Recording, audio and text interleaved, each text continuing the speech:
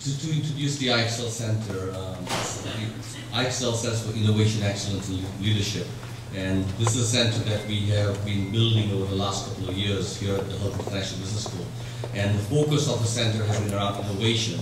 And what we are seeing today is one of those particular trends where we are not getting a choice anymore, that we have to innovate. Sustainability is a trend. It's not just a trend, it's like a tsunami. And for those who see this as a threat, they're going to miss it. This is probably the biggest opportunity, financial opportunity that people are going to face going into the future.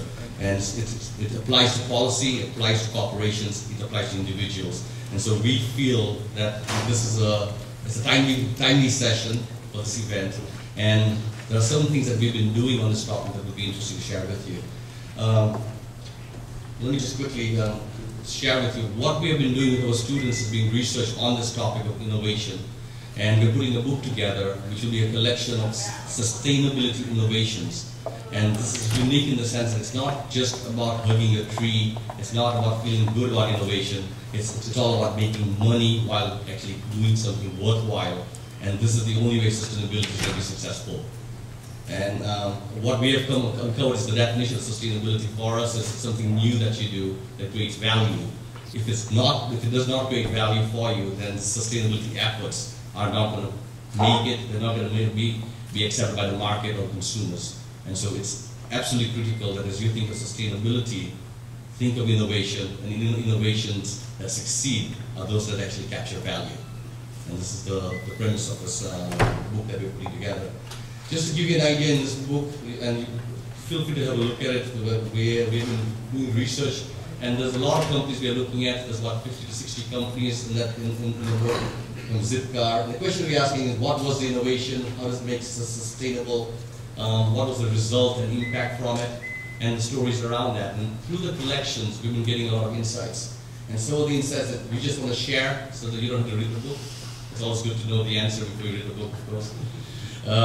When we look at the way people are driving innovation for sustainability, it's not happening, it's not easy to do. It's never going to be easy.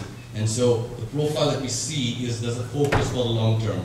This is not something people are doing that you can paint the walls green or you can greenwash this thing. There's a real effort you have to put behind it, and you have to stay the long path. So that's one thing we saw through this. There's passion and persistence. There seems to be commitment amongst leadership to say we want to do it. We really want to drive it forward. And then the last one is you have to think about a profitable model, business model, in terms of how to get it to market. And those examples given from Prius, where they went down on a long march, or whether Stonyfield, where there's passionate leadership to drive this, or A123, just to drive down the road, carving out partnerships in unique ways with Eurocell, NGM, and BAE Systems, and many other organizations in a way to get to the market. Very creative ways to stay on the long path. And so, innovation management, sustainability management, this is what you guys have to think about, and I'm hoping that the speeches today will actually bring that to light. The other part was what did we find unique about all the sustainability innovations which have succeeded or are showing promise that they're successful. And here are the 4 highlights of what we found.